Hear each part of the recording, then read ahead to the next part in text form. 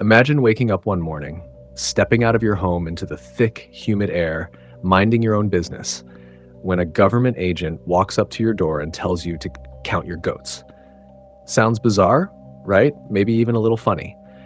But what if I told you that this single, seemingly ridiculous demand sparked one of the largest, most intense, and fiercely organized anti-colonial uprisings in African history?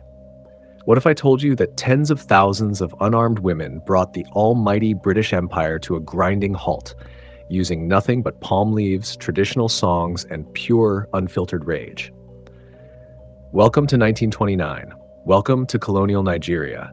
And welcome to the event the British nervously called the Aba Women's Riot, but which the women who lived it proudly called Ogu Umunwanyi, the Women's War. To really understand how a full-blown war starts over livestock, we have to travel back to the bustling, vibrant heart of southeastern Nigeria in the late 1920s. The air here smells of rich, smoky red palm oil, the liquid gold of the era. And running this lucrative palm oil trade are the undisputed economic powerhouses of the region, Igbo women. Enter our protagonist, Nwanyeruwa. Picture her, an older, fiercely independent widow living in the rural village of Oloko. She wasn't royalty. She wasn't a politician in the Western sense. She was an everyday Igbo woman. But you have to understand that in traditional Igbo society, being an everyday woman meant you held serious, undeniable power. Before the British showed up, Igbo women were the masters of the local economy. They ran the massive market networks. They controlled the prices. They even had their own powerful democratic councils called Mikiri. Through the Mikiri, women made laws to protect their trade, settled disputes, and disciplined anyone who stepped out of line. If a man mistreated his wife or violated market rules, the Mikiri would handle him. They didn't need a king. They governed themselves, and their society was built on a delicate balance of shared power between men and women. But by the late 1920s, that traditional balance of power was being smashed to pieces by the British Empire. Governing a massive, diverse territory like Nigeria was incredibly expensive for the British. To make things cheaper and easier for themselves, the colonial administrators instituted a system called indirect rule. Instead of governing the Igbo people directly, the British handpicked local men, gave them a fancy hat, a certificate, and absolute authority, and declared them Warrant Chiefs. Now, imagine your local, most opportunistic neighborhood bully suddenly being appointed as your undisputed king, backed by the military might of a foreign empire. That's exactly what the Warrant Chief system felt like. These chiefs became notoriously corrupt.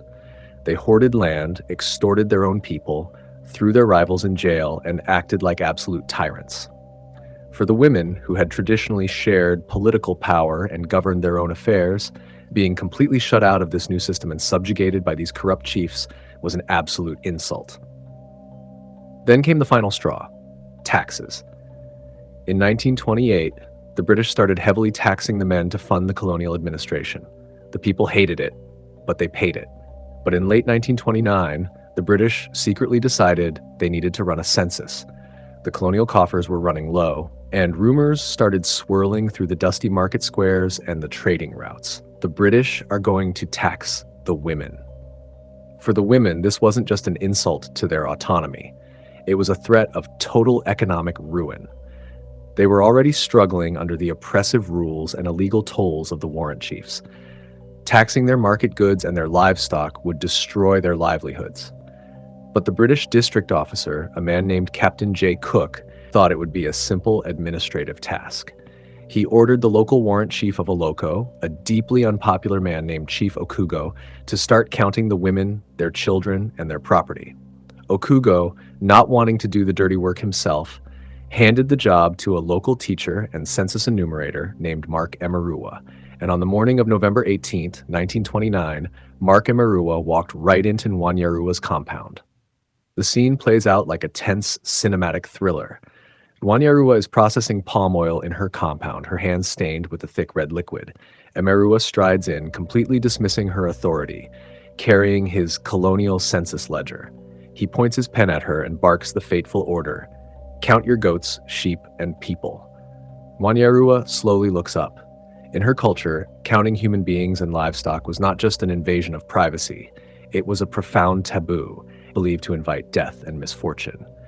Furthermore, she knows exactly what this counting means. It means taxation.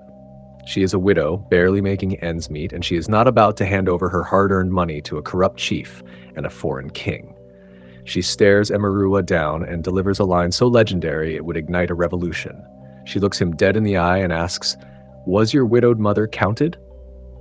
It's the 1920s equivalent of, "Who do you think you're talking to?"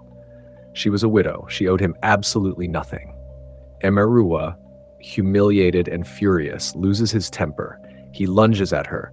A physical scuffle breaks out right there in the dirt of the compound.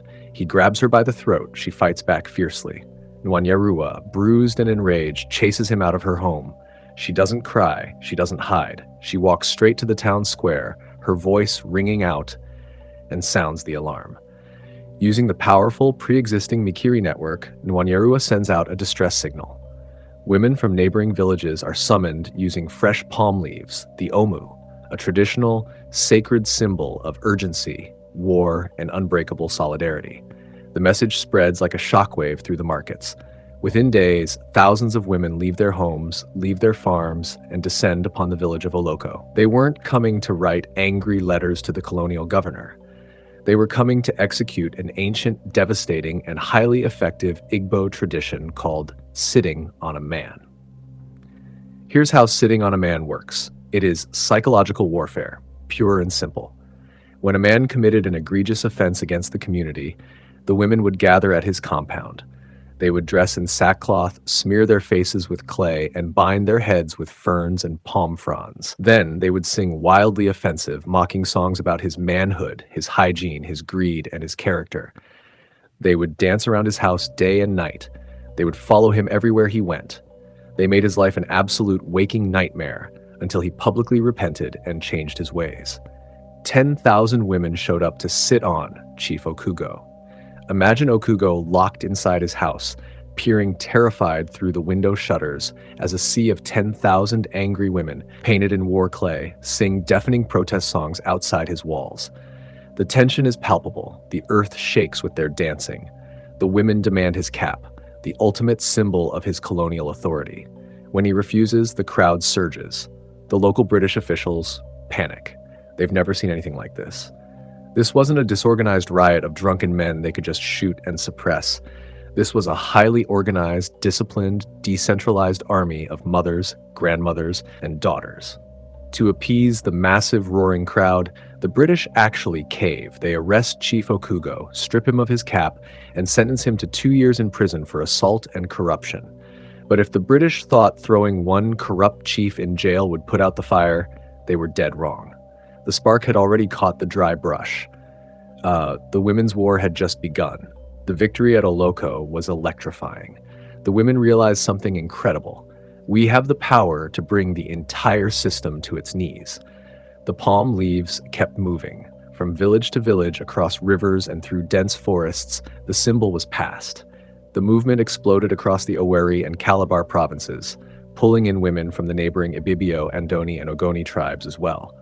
By December, the numbers had swelled to over 25,000 women. The mood shifts. This is no longer just about Nwanyeruwa's goats, and it's no longer peaceful. The women realize that the Warrant Chief system itself is a disease, and the British administrators are the ones spreading it. The protests escalate from localized sit-ins to direct, cinematic sabotage against the empire itself.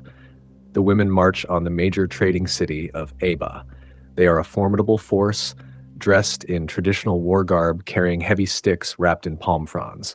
They march with military precision.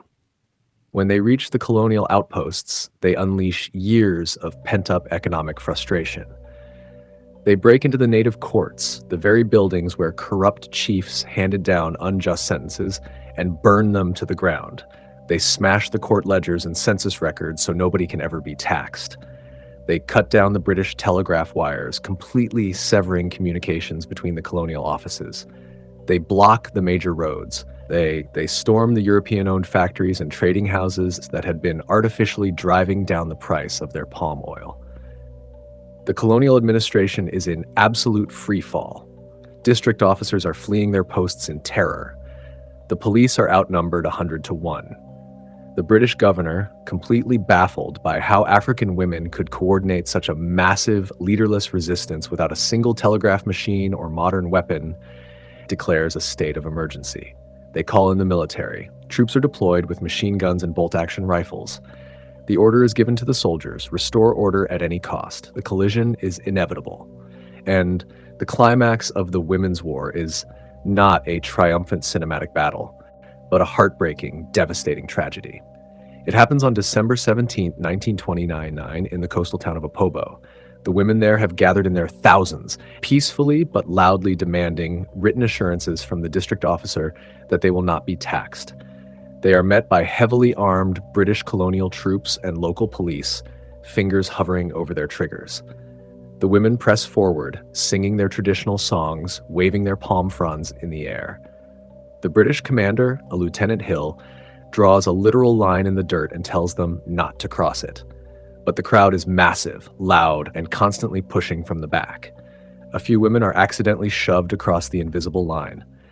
Some historical accounts say a woman, frustrated and angry, struck a soldier with her walking stick. Whatever the exact trigger was, the response is swift and merciless.